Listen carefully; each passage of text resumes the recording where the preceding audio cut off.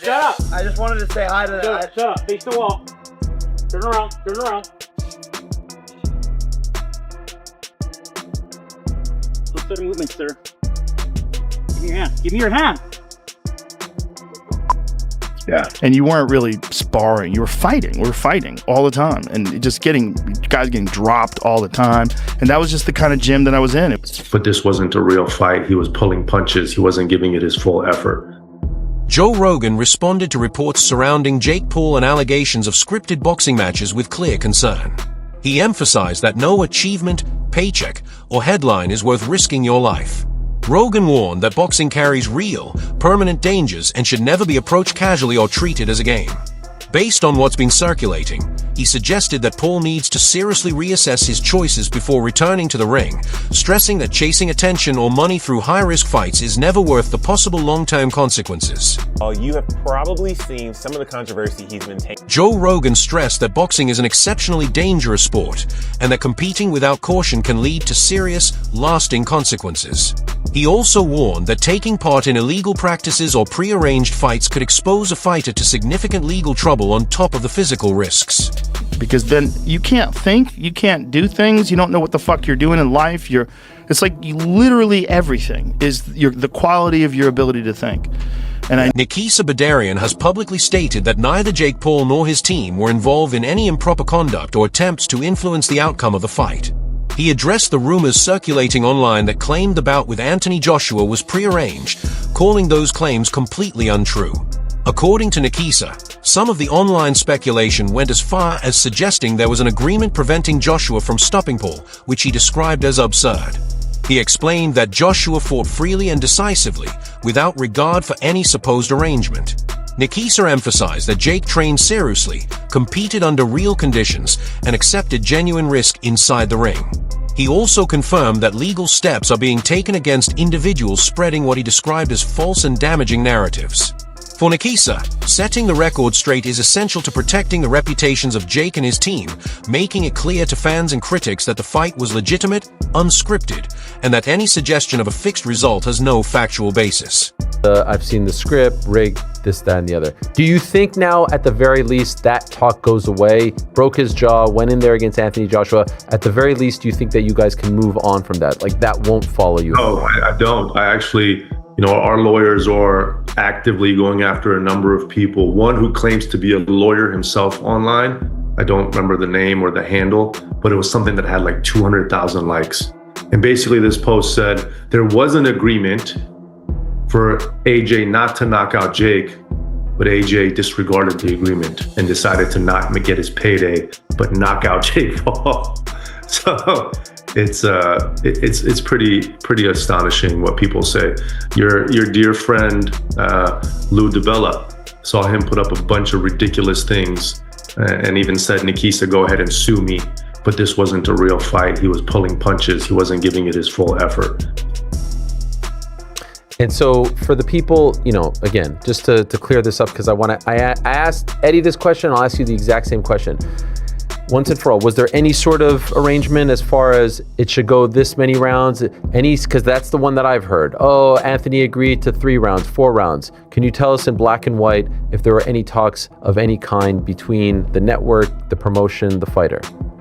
There has never once in Jake Paul's career been any talk of that sort, of anything to do with the fight being anything but a real fight that has exactly the same situation as any professional fight. And that's exactly the same thing here for the Anthony Joshua fight. It's just beyond mind-blowing that people would think that. Anthony Joshua was on record saying that if he didn't finish him in the first round, that would be disappointing, that it would be a failure. The narrative changed as we got closer to fight night and obviously post-fight, and I understand why, but they were pretty adamant it would take max 2 rounds. Joe Rogan has already cautioned Jake Paul against making another reckless decision like this. He urged him to seriously rethink taking on extremely high-risk boxing matchups, stressing that no achievement or career goal is worth putting your life in danger. Rogan emphasized that the risks inside the ring are very real, and chasing attention or money through unsafe or manufactured fights can lead to severe consequences. He made it clear that for any fighter, safety and responsibility have to come before everything else. The thing, look at all them celebrities like dude from the Mighty Ducks, the little boy actor that got strung out on drugs, and all his fronts and all his teeth were missing from being on meth or whatever, whatever drug of choice he was on. There's no coming back from that. The people who like dissipate their teeth through drug usage, you don't get like a second set. So if I'm not mistaken, the dude from Mighty Ducks, somebody like he's been clean and they gave him a makeover and he has like pretty much fake teeth. So yeah, the teeth are going to be cooked. Now, I agree with the other part that Rogan was saying, but let's keep going. I think he went into that fight knowing that was probably going to happen. Yeah. And ultimately, the big win for him would be that he was even willing to do it and that he could do well for a little bit. Yeah, and I've already expressed my thoughts on this. I'm not giving no props for a person who says I am a real deal boxer because I went and get smashed and got my jaw broken, but I lasted longer than Ngannou. But I was crazy enough to try, because to be honest, we're way past the honeymoon stage with a person like Jake Paul. You've been in this for long enough to go through fight camps, dedicate your time, effort, energy, money, spar with people. You spar with some quality names because you have resources and money or whatever. So we're well past that, to the point where you just get credit for stepping in. You maybe got credit your first fight or whatever, first couple of fights, for coming from your background and, stepping in and fighting, but we're well past that. You have a box rec. You were being ranked by sanctioning bodies. Eddie Hearn offered a measured breakdown of the Anthony Joshua versus Jake Paul matchup, focusing on the deliberate planning behind every moment in the ring. He explained that the fight unfolded exactly as intended, with Joshua's corner favoring patience and control rather than reckless offense. The objective was to steadily pressure Jake Paul, identify vulnerabilities, and push his endurance before committing to finishing shots. Hearn noted that this calculated approach represents true professional boxing, where success is built on discipline, timing, and tactical awareness rather than brute force alone. Each stage of the contest was designed to preserve control while gradually establishing dominance, illustrating how strategy often outweighs raw power. In Hearn's view, the performance didn't just secure the win. It highlighted boxing as a cerebral sport where precision, planning, and intelligent decision-making distinguish experienced fighters from those still learning the craft. He said before the fight, I'm going to break him down and then I'm going to knock him out. And that's exactly what he did. I thought it'd be all over within 3 rounds. But, when I got in the ring after, because I was shouting, anywhere, I got in, he went, what are you rushing me for? And I was like, oh, sorry. So, but like, obviously he knows what he's doing, and actually now quite pleased that we got the rounds, to be honest. Yeah, I saw you said that. Really random, I was on Twitter and I saw Jake Paul's mum said she wants to get in the ring and punch you. She said she doesn't like the smug look on your face. She is promoting her book, so I'm not sure if she wants, But did you see that? What did you think of that? No, I was very sad, because I couldn't have been nicer and more respectful of Jake and what he's done. And I think Logan's amazing. I think he's an incredible athlete. And I shook Jake Paul's dad's hand in the ring, And if I would have seen Mum, I would have said, all right. But I think over the years, we've obviously had our beef, and she probably don't like me anyway. And I am probably a little bit smug. I wasn't smug after the fight, because I would have been more smug if it was all over in a round. Yeah. So, no, I give Jake respect. And, sorry, Jake's mum doesn't like me, but if she can send me a free... Adam Catterall delivered a direct and unfiltered take on the Anthony Joshua versus Jake Paul bout, focusing on the imbalance that emerges when popularity begins to dictate matchups in modern boxing. He argued that Jake Paul's accelerated path in the sport has been driven far more by online influence and celebrity recognition than by proven technical development or ring experience. Catterall noted that even while holding back his full power, Anthony Joshua demonstrated exceptional control, timing, and accuracy, landing shots that caused genuine damage and exposed the clear gap in class between the two fighters. That contrast fueled speculation that certain elements of the contest may have been shaped by outside pressures rather than pure sporting intent. Reports circulated suggesting Paul attempted to influence the tempo of the fight to reduce risk and protect appearances, echoing broader concerns surrounding celebrity boxing and its tendency to favor spectacle over legitimacy.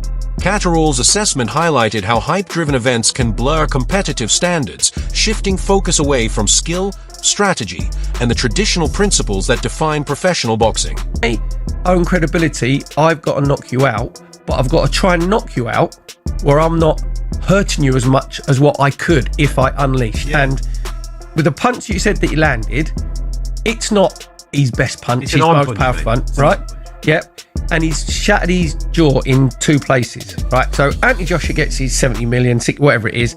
But I think he's sitting there thinking, thank God for that. Thank God.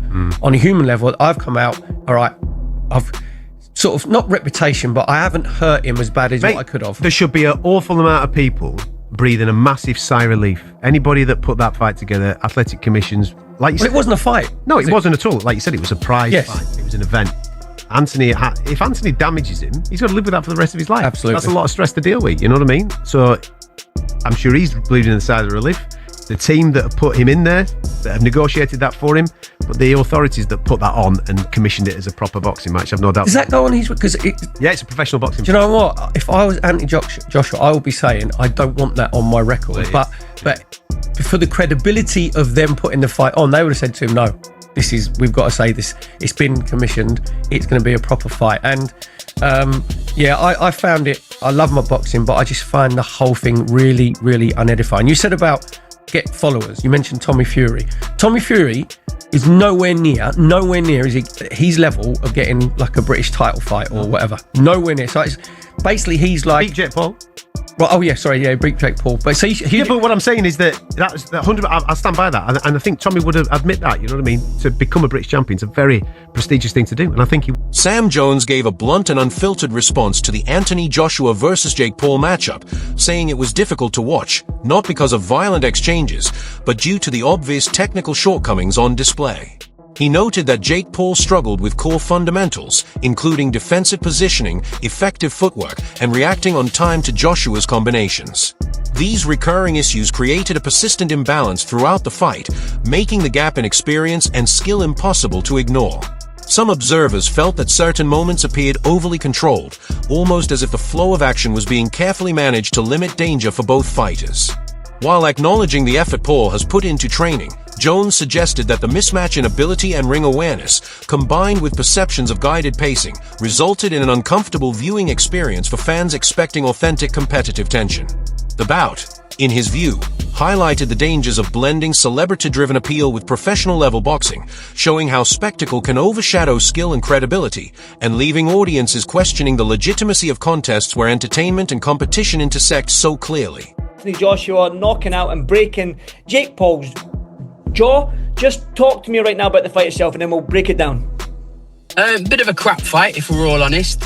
It was like watching Jaws 2 when all the kids went out on their boats and they were in the middle of the sea and the shark was just surrounding the boat, just like that's what it was like. It was just like a shark circling its prey and just like it was like nibbling and eventually got him. But Jake Paul showed big plums in there, no matter what anybody says about him, because I've seen people say, yeah, he went in there to survive. Yeah, okay, he went in there to survive. He's a guy that's been boxing a couple of years against a unified champion of the world who can really punch. It wasn't the best.